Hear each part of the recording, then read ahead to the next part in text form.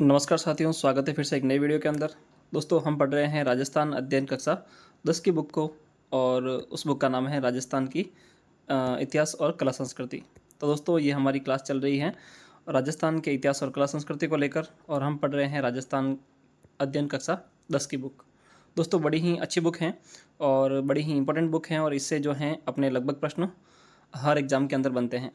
राजस्थान के अंदर चाहे कोई भी एग्ज़ाम हो और जहाँ से राजस्थान पूछा जाता है या जिस भी एग्ज़ाम के अंदर राजस्थान का जो कंटेंट है या पाठ्यक्रम है उससे अगर सवाल बनते हैं तो इस बुक को आधार मानकर जो है प्रश्न बनने की पूरी पूरी संभावनाएं रहती हैं।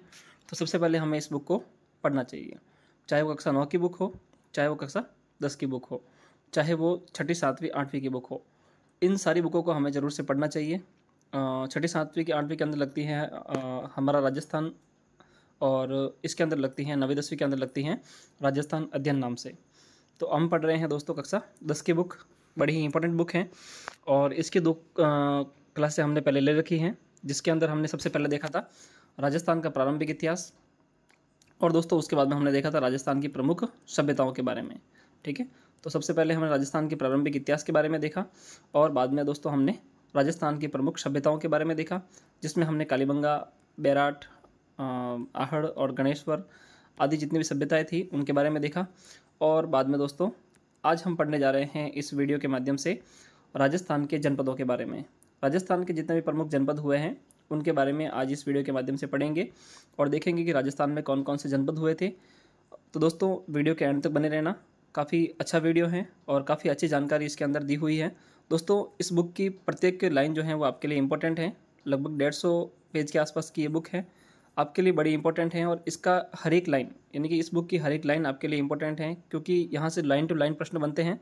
तो इसके लिए आपको इस बुक को पूरा का पूरा अच्छे तरीके से देखना जरूरी है। इसलिए हम जो है इसको लाइन टू लाइन याद करेंगे और लाइन टू लाइन जो है हम इसको पढ़ेंगे ताकि कोई भी प्रश्न अगर इसके बीच में से भी आए तो हमारा गलत नहीं हो। ठीक है, क्योंकि कई बार प्रश्न ऐसे आते हैं जो हमें उसका आइडिया भी नहीं होता है और बड़े ही नॉर्मल प्रश्न होते हैं परंतु वो इसके अंदर से पूछ ले जाते हैं। तो इसलिए हमें इसको लाइन टू लाइन पढ़ना चाहिए और इसको समझना चाहिए। ज़्यादा बड़ी बुक नहीं है, बहुत ही कम वीडियो के अंदर जो है हम इस बुक को कंप्लीट कर देंगे। तो शुरू करते हैं आज की इस वीडियो को, जिसका टॉपिक रहेगा दोस्तों राजस्थान के जनपद। राजस्थान के जनपद आज हम पढ़ने वाले हैं। तो देखिए दोस्तों, इससे पहले हमने राजस्थान की प्रमुख सभ्यताओं को देखा और आज हम जनपद के बारे में देखने वाले हैं।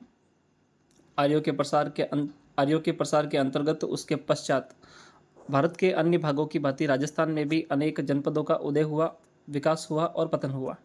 दोस्तों जो आर्यों का प्रसार हुआ उसके अंतर्गत जो है और इसके बाद में भारत के जितने भी अन्य भाग थे उसमें राजस्थान में भी, उसके साथ साथ राजस्थान में भी अनेक जनपदों का उदय हुआ, उनका विकास भी हुआ और उनका पतन भी हुआ। यानी कि काफ़ी सारे जो जनपद थे वो यहाँ पर उनका उदय भी हुआ, यानी कि वो यहाँ पर आकर विकसित भी हुए, उदय हुआ वो विकसित हुए और कई सारे ऐसे भी थे जिनका धीरे धीरे पतन भी हो गया। बौद्ध साहित्य, बौद्ध ग्रंथ अंगुत्तर निकाय में हमें 16 महाजनपदों की सूची प्राप्त होती हैं। तो दोस्तों ये प्रश्न कई बार बना है, बड़ा ही इंपॉर्टेंट प्रश्न है और मैंने आपसे कहा है कि यहाँ से लाइन टू लाइन प्रश्न बनते हैं। तो दोस्तों ये प्रश्न पिछली बार रीट के अंदर भी आया है कि बौद्ध साहित्य, बौद्ध ग्रंथ अंगुत्तर निकाय से हमें 16 महाजनपदों की सूची प्राप्त होती हैं। तो प्रश्न ये आया था कि हमें जो है किस ग्रंथ से 16 महाजनपदों की सूची प्राप्त होती हैं। तो दोस्तों वो है अंगुत्तर निकाय, बौद्ध ग्रंथ अंगुत्तर निकाय। जिन 16 महाजनपदों का उल्लेख हुआ है उनमें से मत्स्य जनपद तो राजस्थान में ही स्थित था। राजस्थान के अनेक भाग कुरु, सूरसेन और अवंती महाजनपदों के अंतर्गत थे। दोस्तों अगर बात की जाए मत्स्य जनपद की तो ये संपूर्ण जो है राजस्थान के अंदर ही स्थित था। और अनेक अगर बात करें अन्य जनपदों की जिसमें कुरु, सूरसेन और अवंती महाजनपद, इनके कुछ भाग थे जो राजस्थान के अंदर सम्मिलित थे। इसके अतिरिक्त चित्तौड़ के आसपास का क्षेत्र सीवी जनपद कहलाता था। जो चित्तौड़ के आसपास का जो क्षेत्र था उसको दोस्तों हम सीवी जनपद के नाम से जानते थे, क्योंकि यहाँ पर दोस्तों उस समय सीवी जाति आकर यहाँ पर बस गई थी। तो उस सीवी जाति के कारण जो है हम इसको हम सीवी जनपद कहते हैं। 327 ईसा पूर्व में सिकंदर के आक्रमणों के कारण अपनी सुरक्षा और अस्तित्व की रक्षा के लिए पश्चिमोत्तर सीमा यानी कि जो पाकिस्तान अफगानिस्तान वाली सीमा है ना, उससे कुछ कबीले मालव, योद्धेय, अर्जुनायन राजस्थान में आकर बस गए, उसके साथ साथ शिवी भी हैं। ठीक है, तो मालव, योद्धेय, अर्जुनायन ये आदि जो कबीले थे वो पश्चिमी जो सीमा थी वहाँ से जो है डाइवर्ट होकर ये अपने राजस्थान के अंदर आकर बस गए थे। उसके साथ साथ शिवी जनजाति भी जो है वो राजस्थान में आकर बस गई थी। मत्स्य जनपद आर्यजन के रूप में मत्स्य जाति का उल्लेख सर्वप्रथम ऋग्वेद में हुआ है। तो ये प्रश्न भी कई बार आया है कि मत्स्य जाति यानी कि मत्स्य जनपद का जो सर्वप्रथम उल्लेख हुआ है वो कहाँ पर हुआ है। तो दोस्तों सर्वप्रथम इसका जो उल्लेख हुआ है वो ऋग्वेद के अंदर हुआ है, जो इसकी प्राचीनता का प्रतीक है। शतपथ ब्राह्मण और कौशितकी उपनिषद में भी मत्स्य जन का उल्लेख मिलता है। तो इसी के साथ दोस्तों शतपथ ब्राह्मण के अंदर और कौशितकी उपनिषद में भी जो है मत्स्य जनपद का उल्लेख मिलता है। महाभारत में मत्स्य जनपद की गणना भारत के प्रमुख जनपदों में की गई है। तो महाभारत के समय आपको पता होगा कि मत्स्य जनपद जो है वो एक प्रमुख जनपद हुआ करता था। अनुमान है कि दक्षिण में इसका विस्तार चंबल की पहाड़ियों तक और पश्चिम में पंजाब में सरस्वती नदी के जंगलों तक हुआ करता था। अगर इसका दोस्तों अनुमान यूँ लगाया जाता है कि दक्षिण में जो है इसका विस्तार चंबल की पहाड़ियों तक था, यानी कि जो चंबल नदी है उसकी जो पहाड़ियाँ हैं या चंबल का बीहड़ जिसे हम कह सकते हैं, तो वहाँ तक जो है इसका विस्तार था। और पश्चिम की बात करें तो पंजाब में जो सरस्वती नदी है उसके जंगलों तक जो है इसका विस्तार हुआ करता था, यानी कि जहाँ पर सरस्वती नदी है उसके आसपास तक जो है इसका विस्तार हुआ करता था मत्स्य जनपद का। इस प्रदेश में आधुनिक जयपुर, जो अपना वर्तमान में जो भी जयपुर है वो जयपुर, अलवर, धौलपुर, करौली और भरतपुर के कुछ भाग सम्मिलित थे। यानी कि हम जब आधुनिक प्रदेश की बात करें तो इसमें जयपुर, अलवर, धौलपुर, करौली, भरतपुर के कुछ भाग इसमें सम्मिलित हैं।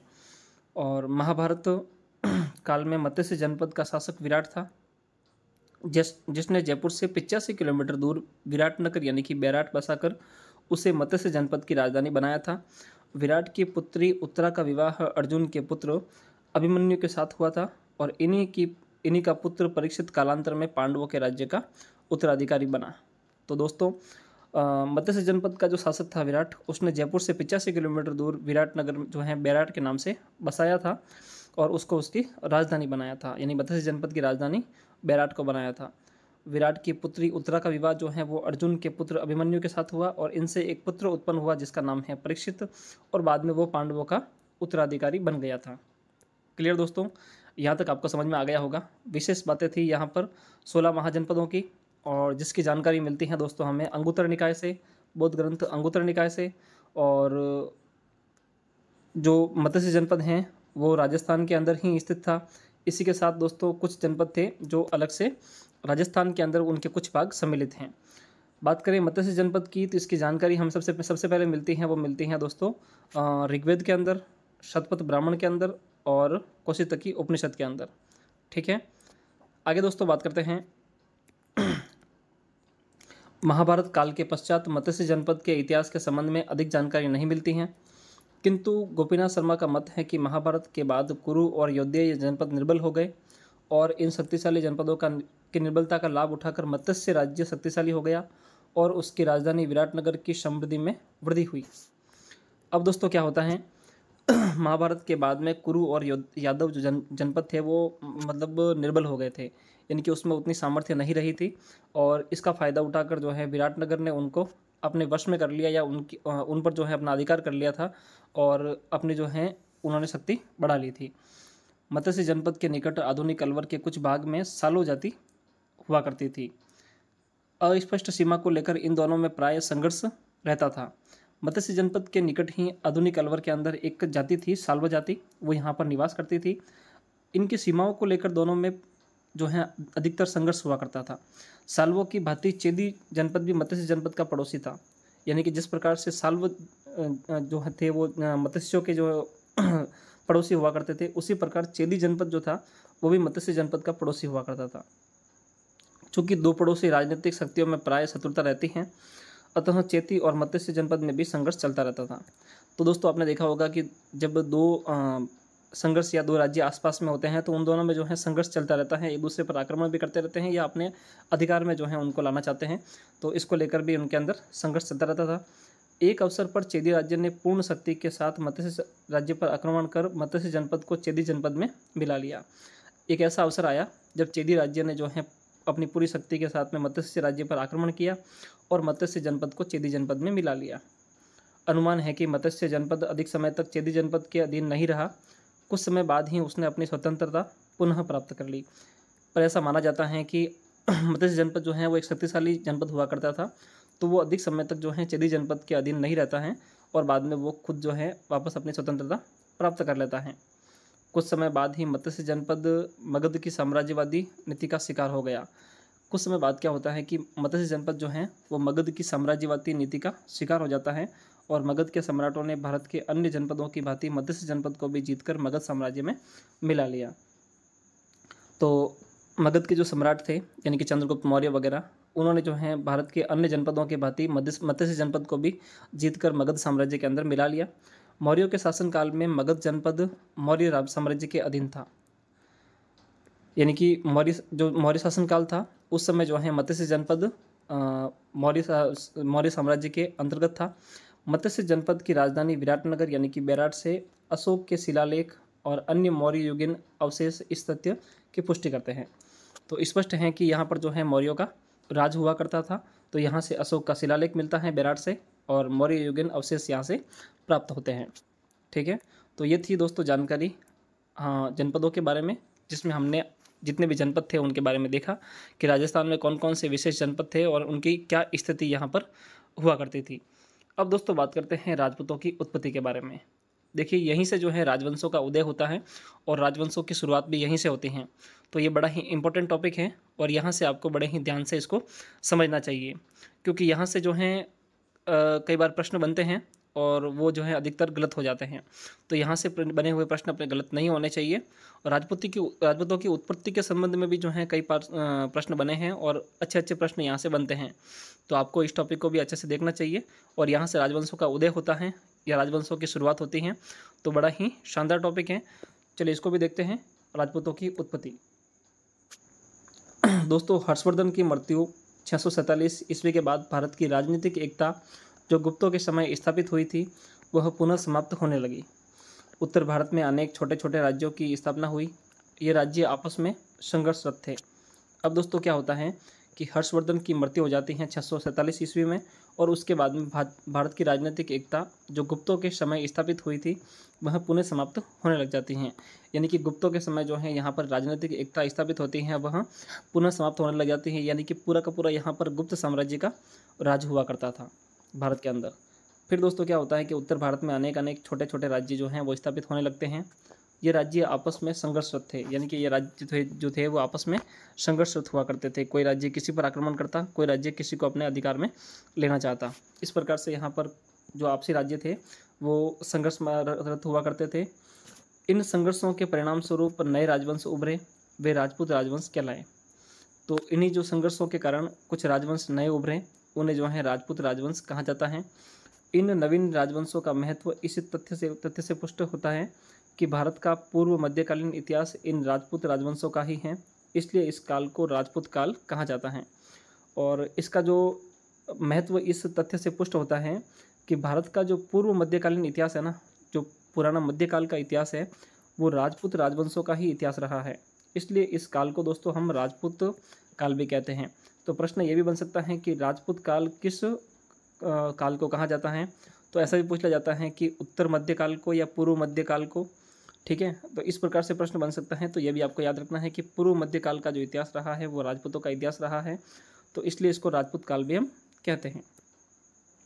प्रसिद्ध इतिहासकार स्मिथ ने लिखा है कि वे राजपूत हर्ष की मृत्यु के बाद से ही उत्तरी भारत पर मुसलमानों के आधिपत्य तक इतने प्रभावी हो गए थे कि 7वीं शताब्दी से 12वीं शताब्दी तक की समाप्ति के समय को राजपूत युग कहा जा सकता है।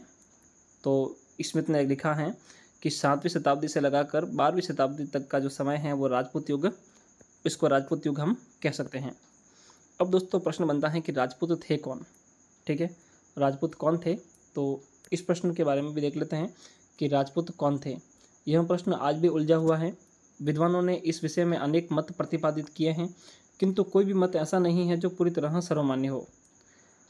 डॉक्टर गौरीशंकर हीराचंद ओझा ने राजपूतों की उत्पत्ति के विषय में लिखा है कि राजपूत शब्द का प्रयोग नया नहीं है। प्राचीन काल के प्रयोगों में इसका व्यापक प्रयोग मिलता है। चाणक्य के अर्थशास्त्र में, कालिदास के नाटकों व बाणभट्ट के हर्ष चरित्र तथा कादम्बरी में इस शब्द का प्रयोग किया गया है। तो राजपूत शब्द का जो है प्रयोग है वो कहाँ कहाँ किया गया है? तो राजपूत शब्द का जो प्रयोग है वो प्राचीन ग्रंथों की बात करें तो चाणक्य के अर्थशास्त्र के अंदर, कालिदास के नाटकों के अंदर, बाणभट्ट के हर्षचरित्र के अंदर और कादम्बरी के अंदर इसका शब्द का प्रयोग किया गया है।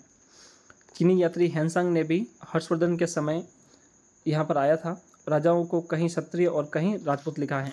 तो चीनी यात्री जो हैंसांग आया था, जो हर्षवर्धन के समय आया था, उसने जो है राजाओं को कहीं क्षत्रिय लिखा तो कहीं राजपूत लिखा। डॉक्टर ओझा द्वारा सुझाया गया कि यह मत सर्वमान्य नहीं है। राजपूत शब्द का प्रयोग एक जाति के अर्थ में मुसलमान के आगमन से पूर्व प्राप्त नहीं हुआ है। यद्यपि शासक वर्ग यानी कि क्षत्रियों के लिए राजपुत्र शब्द का प्रयोग अवश्य किया जाता था। आगे की पंक्तियों में हम इस संबंध में महत्वपूर्ण विद्वानों के मत का अध्ययन करेंगे और उनके मत और उस समय अन्य विद्वानों की टिप्पणियों को भी हम यहाँ पर जानेंगे। तो दोस्तों आगे हम देखते हैं कि किस किस ने जो है इनको किन किन नाम से बताया और किस किस ने जो है इनको किन किन की संतान बताया है। ठीक है, यहाँ कहाँ कहाँ से जो राजपूत उत्पन्न हुए, इसके बारे में आगे क्या क्या टिप्पणियाँ अलग अलग विद्वानों की तरफ से की गई हैं वो हम आगे देखते हैं और यहीं से अधिकतर प्रश्न बनते भी हैं। देखिए दोस्तों, सबसे पहले जो बात करते हैं तो देखिए दोस्तों, सबसे पहले बात करते हैं वो आती हैं वैदिक आर्यों की संतान। तो राजपूतों को वैदिक आर्यों की संतान किसने कहा? डॉक्टर गौरीशंकर हीराचंद ओझा और सीवी वेद। कौन कौन थे? डॉक्टर गौरीशंकर हीराचंद ओझा और सीवी वेद। इन्होंने राजपूतों को भारतीय आर्यों के क्षत्रिय वर्ण यानी कि राजन्य वर्ण की संतान मानते हैं। उनके कथानुसार राजपूत प्राचीन क्षत्रियों की तरह अश्व और अस्त्र की पूजा करते हैं। प्राचीन आर्यों की भांति यज्ञ और बलि में भी इनका विश्वास रहा है। उनके सुडौल शारीरिक गठन, लंबी नाक, लंबे सिर से यह प्रमाणित होता है कि वे आर्यों की संतान हैं। और ये वैदिक आर्यों की संतान कौन मानते हैं? तो वो मानते हैं गौरीशंकर हीराचंद ओझा और सीवी वेद। ठीक है, आगे बात करें दोस्तों अग्निकुंड से उत्पन्न की। तो अग्निकुंड से उत्पन्न की बात कौन करते हैं? तो चंद्रबरदाई, अजमेर के शासक पृथ्वीराज तृतीय के दरबारी विद्वान। चंद्रबरदाई को तो आप जानते होंगे, जो पृथ्वीराज के दोस्त भी हुआ करते थे या मित्र भी हुआ करते थे और उनके दरबारी विद्वान भी हुआ करते थे। अपने सुप्रसिद्ध ग्रंथ पृथ्वीराज रासों में राजपूतों की उत्पत्ति अग्निकुंड से बताई है। उसने लिखा है कि आबू पर्वत पर निवास करने वाले विश्वामित्र, गौतम, अगस्त्य, अन्य ऋषि धार्मिक अनुष्ठान करते थे। इन अनुष्ठानों को राक्षस मांस, हड्डी और मलमूत्र डालकर अपवित्र कर देते थे। वशिष्ठ मुनि ने इनसे निपटने हेतु यज्ञ कुंड से 3 योद्धाओं को उत्पन्न किया, जो परमार, चालुक्य और प्रतिहार कहलाए। तो दोस्तों क्या होता है कि चंद्रबरदाई जो हैं अपने ग्रंथ के अंदर लिखते हैं पृथ्वीराज रासों के अंदर कि आबू पर्वत पर जो हैं काफ़ी सारे ऋषि हुआ करते थे, जिसमें विश्वामित्र, गौतम, अगस्त्य, अन्य काफ़ी सारे बड़े बड़े संत महात्मा या ऋषि थे। वो यहाँ पर धार्मिक अनुष्ठान किया करते थे और धार्मिक अनुष्ठान जब करते थे तो यहाँ पर काफ़ी सारे राक्षस थे जो यहाँ पर मांस, हड्डी, मलमूत्र डालकर उनको अपवित्र कर देते थे। तो वशिष्ठ ऋषि ने जो है इनसे निपटने के लिए यहाँ पर यज्ञ कुंड से 3 योद्धाओं को तैयार किया और वो योद्धा थे परमार, चालुक्य और प्रतिहार। ध्यान रखना आप कौन कौन से थे, एक तो परमार, दूसरा चालुक्य और तीसरा प्रतिहार। किंतु जब ये तीनों भी रक्षा करने में असमर्थ सिद्ध हुए तो वशिष्ठ ने चौथा योद्धा उत्पन्न किया, जो प्रथम 3 से ज़्यादा ताकतवर और हथियार से सुसज्जित था, जिसका नाम चौहान रखा गया। तो यहाँ पर पहले 3 को उत्पन्न किया गया, परमार, चालुक्य और प्रतिहार को। ये तीनों जब असिद्ध उत्पन्न हुए तो यहाँ पर चौथा एक तैयार किया गया, उसका नाम था दोस्तों चौहान। चंद्रबरदाई के अनुसार इस तरह राजपूतों की उत्पत्ति मुनि वशिष्ठ द्वारा अग्निकुंड यानी कि यज्ञ कुंड से उत्पन्न की गई है।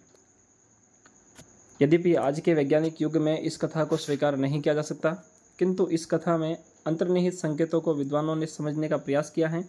विद्वानों के अनुसार संभवतः प्राचीन काल में क्षत्रिय जो बौद्ध बन गए थे या प्राचीन आदिवासी भील, मीणा आदि विदेशी आक्रमणकारी शक्तियों शक, होण, युच आदि की यज्ञ अग्नि द्वारा शुद्धि करके क्षत्रिय वर्ण में शामिल कर दिया गया हो। यह कथा इस घटना की साहित्यिक प्रस्तुति हो या ये जो कथा है वो इस घटना की साहित्यिक प्रस्तुति हो सकती हैं। अब दोस्तों बात करें ब्राह्मणों की उत्पत्ति के संदर्भ में।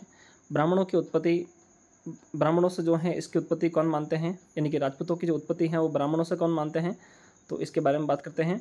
यहाँ पर दोस्तों अग्निकुंड की बात करें तो अग्निकुंड से जो है वो मानते हैं चंद्रबरदाई जो है वो अग्निकुंड से मानते हैं कि अग्निकुंड से जो है वो राजपूतों की उत्पत्ति हुई है। ब्राह्मणों से दोस्तों उत्पत्ति की बात करें तो सर्वप्रथम डॉक्टर D.R. भंडारकर ने गोहिल राजपूतों की उत्पत्ति नागर ब्राह्मणों से बतलाई है। राजपूतों ने ब्राह्मण वंशी होने के साक्ष्य के रूप में भंडारकर बिजोलिया शिलालेख का उल्लेख करते हैं, जिससे वासुदेव चौहान ने उत्तराधिकारी सामंत को वत्स गोत्रीय ब्राह्मण बताया गया है। इसके अतिरिक्त उनके अनुसार राजशेखर ब्राह्मण का विवाह अवंती सुंदरी के साथ होना चौहानों का ब्राह्मण वंश से उत्पत्ति का अकाट्य प्रमाण है। डॉक्टर गोपीनाथ शर्मा ने भी मेवाड़ में गुहिलोत को नागर जाति के ब्राह्मण गुहिदत्त का वंशज बताया है। मेवाड़ के महाराणा कुंभा ने भी जयदेव के गीत गोविंद की टीका में यहाँ स्वीकार किया है कि गुहिलोत नागर ब्राह्मण गुहिदत्त की संतान है, किंतु कुछ अन्य इतिहासकार डॉक्टर दशरथ शर्मा इस मत को स्वीकार नहीं करते। उनके अनुसार कई बार राजपूत अपने पुरोहितों का गोत्र अपना लेते थे, इस कारण यह भ्रम हो जाता है कि राजपूत ब्राह्मण थे। डॉक्टर दशरथ शर्मा इस मत का तर्क सहित खंडन करते हैं। तो डॉक्टर दशरथ शर्मा जो हैं वो इस मत का तर्क सहित जो है वो खंडन भी करते हैं और कहते हैं कि कई राजपूत ऐसे हैं जो अपने पुरोहितों का गोत्र अपना लेते हैं और इस कारण जो है ये भ्रम भी हो जाता है कि राजपूत ब्राह्मण हुआ करते थे। ठीक है दोस्तों, आगे दोस्तों बात करें विदेशियों की संतान। अब राजपूतों को जो हैं वो विदेशियों की संतान किसने कहा? तो राजस्थान के इतिहास के लेखक जेम्स टॉड ने लिखा है कि राजपूत शक अथवा सीथियन जाति के वंशज हैं। तो सीधी सीधी बात यह है कि कर्नल जेम्स टॉड खुद एक विदेशी हैं, तो वो यही लिखेंगे कि राजपूत जो हैं वो शक और सीथियन जाति के वंशज हैं। टॉड ने अग्निकुंड की कहानी को स्वीकार करते हुए इस आधार पर राजपूतों को विदेशी जाति का प्रमाणित करने का प्रयास किया। उनका मत है कि यह विदेशी जातियाँ 6ठी शताब्दी के लगभग आक्रमणकारी के रूप में भारत में आई और इन्हीं विदेशी जातियों को जब वे शासक बन बैठे तो उन्हें अग्नि संस्कार द्वारा पवित्र कर वर्ण व्यवस्था के अंतर्गत क्षत्रिय वर्ण में ले लिया। टॉड ने राजपूतों को शक व सीथियन प्रमाणित करने के लिए तर्क दिया कि राजपूतों के रीति रिवाज शक और सीथियन और हुणों से मिलते हैं, जैसे अश्व पूजा, अश्वमेघ, अस्त्र पूजा, अस्त्र शिक्षा आदि, अतः दोनों जातियों में एक ही हैं। प्रसिद्ध इतिहासकार V.A. स्मिथ ने लिखा कि राजपूत जाति 8वीं और 9वीं शताब्दी में अचानक प्रकट हुई और स्मिथ ने राजपूतों को हुणों की संतान बताया। ठीक है, तो कर्नल जेम्स टॉड ने जो है इनको विदेशी बताया था और इसी के साथ दोस्तों V.A. स्मिथ हैं, उन्होंने राजपूतों को जो है हुणों की संतान बताया है। ठीक है, आगे बात करते हैं। इस मत को स्वीकार नहीं किया जा सकता। प्रथम तो राजपूतों ने स्वयं को कभी विदेशी नहीं बताया। इसके विपरीत वे अपनी उत्पत्ति सूर्य और चंद्र से बताते हैं। राजपूत जो हैं वो अपनी उत्पत्ति सूर्य और चंद्र से बताते हैं। राजपूतों के रीति रिवाज की शक या सीथियन जाति के रीति रिवाजों से साम्यता स्थापित करना भी अनुचित है, क्योंकि उनके रीति रिवाज शक और कुषाणों के आने से पूर्व भी भारत में प्रचलित थे।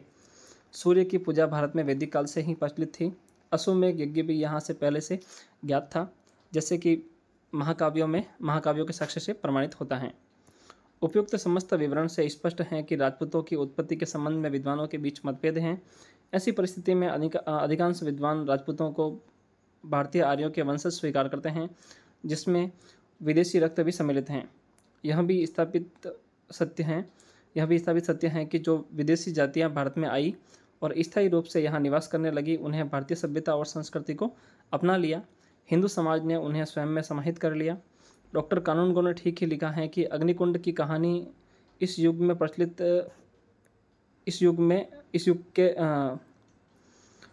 डॉक्टर कानूनगो ने ठीक लिखा है कि अग्निकुंड की कहानी की प्रगति इस युग में नहीं चल सकती, लेकिन उनके सूर्य और चंद्रमा से उत्पत्ति एक काल्पनिक सत्य हो सकता है। राजपूत चाहे किसी भी रूप में जन्मे हो, लेकिन यह सत्य है कि इतिहास में उन्होंने एक महाकाव्य काल के क्षत्रियों की परंपरा को बनाए रखा है। ठीक है, तो कानूनगो ने कहा है कि अग्निकुंड की इस कहानी से चाहे साम्यता हो या न हो, सूर्य और चंद्रमा से उत्पत्ति एक काल्पनिक हो सकती है, परंतु राजपूत चाहे किसी भी काल में जन्मे हो, उन्होंने जो है महाकाव्य काल में जो क्षत्रियों की परंपरा थी उसको यहाँ पर बरकरार रखा है। ठीक है, और ये सही बात भी है कि महाकाव्य काल में जो क्षत्रिय हुआ करते थे उनका जो है परंपरा अनुसार जो है निर्वहन राजपूतों ने किया था। इसलिए जो है हम यहाँ पर राजपूतों को जो है यहाँ पर राजपूत युग कह सकते हैं। तो दोस्तों ये हमने देखा यहाँ पर राजपूत युग के बारे में, या हम कह सकते हैं कि राजपूतों की उत्पत्ति के बारे में कि किन किन विद्वानों ने कहाँ से जो है इनकी उत्पत्ति बताई है। सबसे पहले दोस्तों बात करें इनकी उत्पत्ति के बारे में, तो वैदिक आर्यों के बारे में बात करें तो वैदिक आर्यों की संतान कहाँ है दोस्तों? डॉक्टर गौरीशंकर हीराचंद ओझा और सीवी वैद्य ने। अग्निकुंड से उत्पत्ति की बात करें दोस्तों तो चंद्रबरदाई ने जो है इनकी उत्पत्ति अग्निकुंड से बताई है। ब्राह्मणों से दोस्तों उत्पत्ति की बात करें तो डॉक्टर डी आर भंडारकर ने जो है इनकी उत्पत्ति ब्राह्मणों से बताई है। और दशरथ शर्मा जो हैं वो इस मत का जो है खंडन करते हैं। अब दोस्तों बात करें विदेशी संतान के बारे में, तो विदेशों की जो संतान हैं या विदेशियों की जो संतान हैं वो कहते हैं दोस्तों डॉक्टर कर्नल जेम्स टॉड और वी.ए. स्मिथ। ठीक है, ये दो मानते हैं कि ये विदेशियों की संतान हुआ करते थे।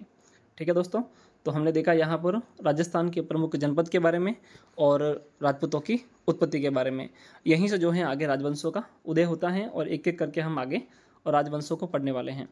जितने भी राजपूत राजवंश हैं, चाहे वो गोहिल हो, चाहे वो जयपुर वाले हो, चाहे वो बीकानेर वाले हो, चाहे वो जोधपुर वाले हो, चाहे वो जालौर वाले चौहान हो या अजमेर वाले चौहान हो, रणथंभौर वाले चौहान हो, उन सबको दोस्तों हम एक एक करके आगे पढ़ने वाले हैं। एक एक राजवंश को हम यहाँ पर बहुत ही अच्छे तरीके से डिटेल से हम यहाँ पर कवर करेंगे। जिस प्रकार से यहाँ पर दिया हुआ है उसको हम समझने का प्रयास करेंगे और इन बुक्स को हम एक अच्छे तरीके से समझेंगे ताकि जो है एग्ज़ाम में हमारा प्रश्न यहाँ से गलत नहीं हो। दोस्तों उम्मीद करता हूँ कि ये क्लास आपको अच्छी लगी होगी। आज की हमारी तीसरी क्लास थी जिसमें हमने राजस्थान के जनपद और राजपूतों की उत्पत्ति के बारे में देखा है। आगे हम दोस्तों राजपूतों के प्रमुख राजवंशों के बारे में देखेंगे, जिसमें हम सबसे पहले पढ़ेंगे दोस्तों गोहिल वंश यानी कि मेवाड़ के राजवंश के बारे में। तो दोस्तों हमारी क्लास थी राजस्थान अध्ययन कक्षा 10 की राजस्थान के जनपद और राजपूतों की उत्पत्ति के बारे में। क्लास आपको अच्छी लगी हो तो वीडियो को लाइक कर देना, साथ ही चैनल पर नए हो तो चैनल को सब्सक्राइब जरूर कर देना। मिलते हैं एक नई वीडियो में एक नई जानकारी के साथ, तब तक के लिए धन्यवाद।